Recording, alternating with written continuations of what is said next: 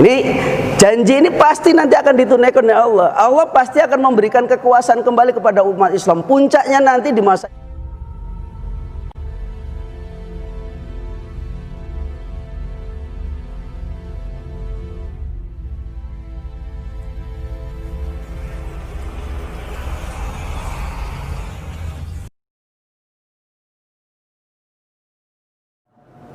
Ma'asyiral muslimin rahimani wa rahimakumullah.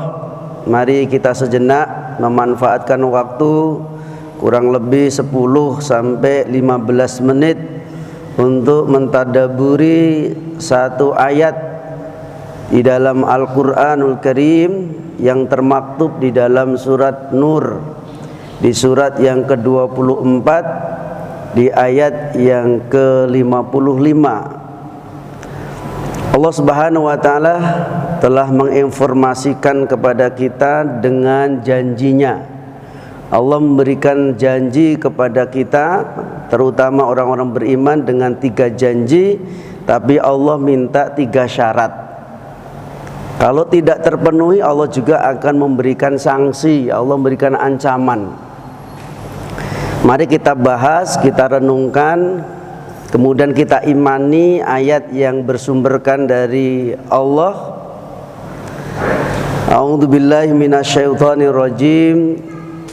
Wa'adallahu alladhina amanu minkum wa amilus solihati la yastakhlifannahum fil ardi kama stakhlafal ladina min qablihim wa la yumakkinanna lahum dinahumul ladzi irtadha lahum wa la yubaddilannahum min ba'di khaufihim amna ya'budunani la yusyrikuna bi syai'a wa man kafara ba'da dzalika fa ulaika humul fasiqun.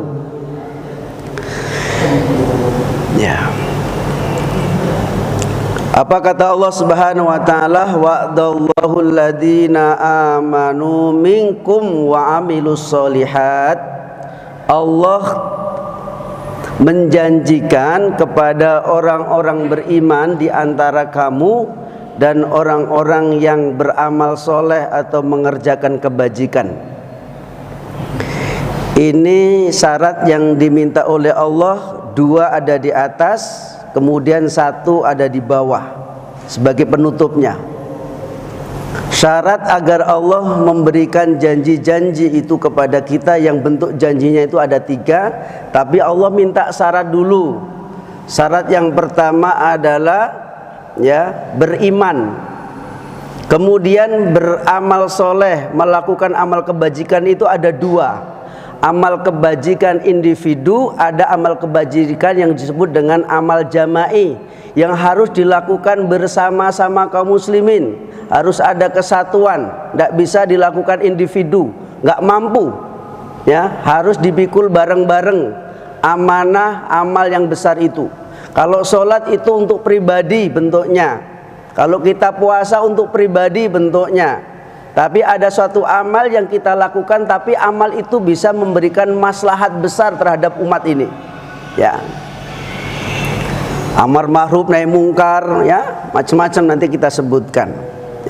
Apa yang dijanjikan oleh Allah kepada orang-orang beriman di antara kita dan orang-orang yang memenuhi syarat daripada beramal soleh tadi, bukan sekedar beramal soleh untuk pribadinya agar dia menjadi orang soleh pribadi, tapi mensolehkan manusia, mensolehkan masyarakat, itu jauh lebih penting. Karena ini kewajiban kita bersama untuk bagaimana manusia ini beribadah kepada Allah, tidak menyekutukan dan tidak bermaksiat.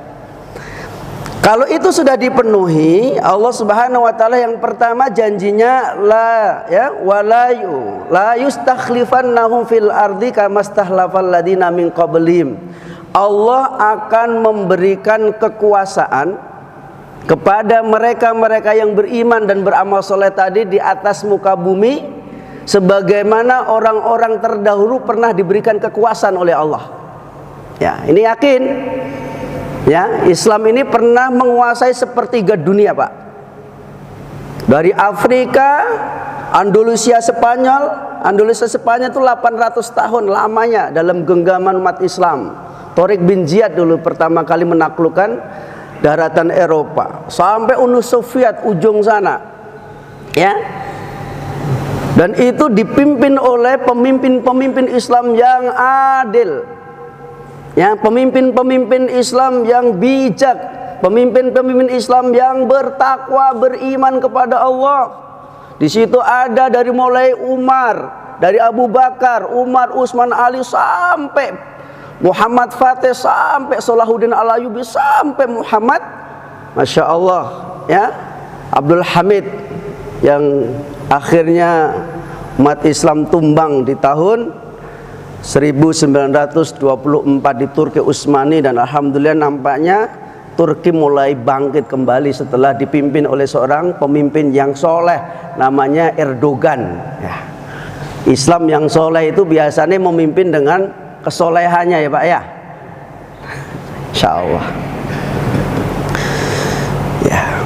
Itu janji, ya, pasti. Kita bertanya, ya, betul enggak ini janji Allah nanti akan dipenuhi oleh Allah? Pasti, ya. Persoalannya, janji ini kita termasuk terlibat di dalamnya enggak berbuat amal soleh ini? Bukan sekedar sholat, Pak. Kalau sekedar sholat pulang tapi menengok kondisi umat ini tidak pernah prihatin, masa bodoh, mau pelacuran banyak terjadi di mana-mana, silakan. Rusaknya remaja, narkoba, kemudian pergaulan bebas dengan perzinahannya, kemudian dengan korupsinya, silakan, masa bodoh. Tidak ada orang yang ingin tampil memperbaiki umat ini, maka sama-sama mari kita akan diazab oleh Allah. Pasti itu. Allah mengazab itu bukan hanya orang yang tidak sholat saja. Yang sholat pun kalau di dalamnya dia tidak termasuk orang yang peduli terhadap persoalannya, maka sama dengan sebuah kapal, Pak. Kapal itu kalau ada 2 lantai, Pak, ya, orang yang haus di atas, yang di bawah itu haus, merasa haus, butuh air. Dia kalau mau ke atas, dia punya pemikiran yang sangat dangkal. Kalau saya nanti naik ke atas akan mengganggu penumpang yang di atas. Agar kami tidak mengganggu penumpang yang di atas, lebih mudah saya mengambil air, melubangi kapal itu biar enak mengambil. Kira-kira, Pak, kalau ada penumpang di bawah itu kemudian melubangi kapal tersebut untuk memudahkan mengambil air, dan kemudian didiamkan satu orang itu mengambil air dengan cara melubangi kapal, kira-kira kapal itu kalau tenggelam mati semua enggak penumpangnya, Bapak Ibu? Begitu juga kemungkaran, ya, kerusakan-kerusakan yang terjadi ini kalau didiamkan kita akan karam semuanya, Pak. Akan karam semuanya, ya. Bukan hanya orang-orang yang bermaksiat, ustadznya pun kalau ada tsunami mati juga itu, nggak mungkin selamat sendiri, semuanya mati. Ya, di tsunami di Aceh itu 80.000 orang meninggal, yang 3.000 itu aja brimobnya, Pak. Brimobnya itu 3.000, ustadznya ribuan yang mati. Di tsunami Aceh itu 80.000, Pak. Brimobnya saja 3.000, bayangkan tuh. Camatnya, bupatinya itu berapa, Pak? Artinya kalau sudah musibah datang, Pak, nggak dipilah-pilah oleh Allah. Nggak ustadznya diselamatkan dulu, ndak, semua itu. Nah, ini maka teguran Allah. Nah, jadi Allah menjanjikan satu itu, pasti suatu saat nanti Allah akan memberikan kekuasaan kepada umat Islam itu. Sebagaimana juga janji dari Nabi SAW, la tazalu ta'ifatum min ummati dhahirinal haq la yadurhum, ya. Kata Nabi SAW, tetap nanti ada segolongan umatku yang selalu berada di atas kebenaran, ya. Selalu mereka apapun kondisinya, orang tidak peduli terhadap urusan agama ini, cuek terhadap agama sendiri, tetapi Allah akan mendatangkan suatu golongan nanti, satu kelompok yang mereka akan berani tampil di atas permukaan bumi ini, Pak. Walaupun dimusuhi orang, Pak, walaupun dicaci maki, walaupun difitnah, bahkan akan dibunuh, tetap ada Allah, ya. Allah akan suatu saat nanti Allah akan munculkan itu orang-orang yang peduli terhadap agamanya, sehingga akan lantang dia mengatakan kebenaran. Al-haqqu walau kana mulon. Sampaikan kebenaran walau itu pahit, pedih, menyayat hati, tapi tetap ada, karena mereka nggak takut sama manusia. Janjinya takutnya hanya kepada yang satu, Allah Subhanahu wa Ta'ala. Kalau orang sudah takutnya kepada Allah, Pak, apa yang dijadikan semboyan Syekhul Ibnu Taimiyah. Aduh, luar biasa itu. Ya, Ibnu Taimiyah ini kan ulama besar, menjadi panutan ulama dunia hari ini, yang kitabnya saja Majmu' Fatawa 16 jilid yang sampai hari ini belum sempat diterjemahkan. Ya, apa kata semboyan beliau? Kalau saya diusir, saya bisa bertamasya, saya bisa berkeliling dakwah kemana-mana. Kalau saya di penjara, saya bisa berkholat kepada Allah. Ya, 3 hari sekali khatam Al-Quran, Pak. Maka Ibnu Taimiyah itu kitabnya itu semuanya ditulis di dalam penjara, Pak. Jadi nggak mengganggu, nggak ada yang istrinya nggak mengganggu, anaknya mengganggu, aktivitas di luar tidak mengganggu. Adanya apa? Tahajud, baca Quran, menangis, menulis, Pak. Hasil dari penjara saja kitabnya sekarang tersebar di seluruh dunia. Sebagaimana Imam Syafi'i, sebagaimana Imam Ahmad bin Hanbal. Kalau saya dibunuh menjadi syuhada, bingung enggak kira-kira? Diusir senang, di penjara senang, dibunuh senang. Ngeri enggak itu, Pak? Kalau kita kan semuanya takut tuh. Diusir makan apa nanti? Nah, karena kita ini kerdil, Pak. Kerdil, sudah terlalu banyak makan haram, makanya jiwanya kerdil. Takwi. Apa, Pak? Takwi. Baik ya, Pak. Ini janji ini pasti nanti akan ditunaikan oleh Allah. Allah pasti akan memberikan kekuasaan kembali kepada umat Islam. Puncaknya nanti di masa Imam Mahdi. 9 tahun dunia ini nanti tunduk kepada Allah semuanya. Mungsu-mungsu Allah tenggelam semuanya nanti itu. Tunggu aja saatnya, kita sampai ke saat itu atau tidak, wa'alam bishawab. Ya, nanti Imam Mahdi bersama Nabi Isa nanti.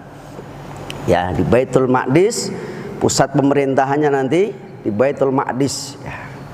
Kita tidak akan membahas itu, kalau bahas itu panjang itu, Pak ya. Itu yang pertama, Allah akan memberikan janji. Yang kedua, nah, Masya Allah, setelah Allah memberikan kekuasaan ini, janjinya harus ini dari Allah. Kalau dari Allah nggak usah kita ragu, Pak. Kalau ragu, munafik kita, Pak. Kalau Al-Quran disampaikan Allah, ragu kita di dalam hati kita, sifat kita termasuk sifat munafik. Karena ini ayat, ya. Bukan janji palsu dari manusia, ya, bukan janji-janji kampanye manusia yang pembohong itu. Ini janji Allah. Nah, saya tegaskan lagi, janji Allah. Kalau janji Allah pasti benar atau salah? Nah, benar, amin. Nah, kalau salah nggak usah didengarkan, Pak. Ya. Kemudian janji yang kedua, wala yumakkinanna lahum dinahumul ladzi tardalahum. Masya Allah, Allah akan meneguhkan ini. Allah akan meneguhkan bagi mereka agama Islam yang diridhoi.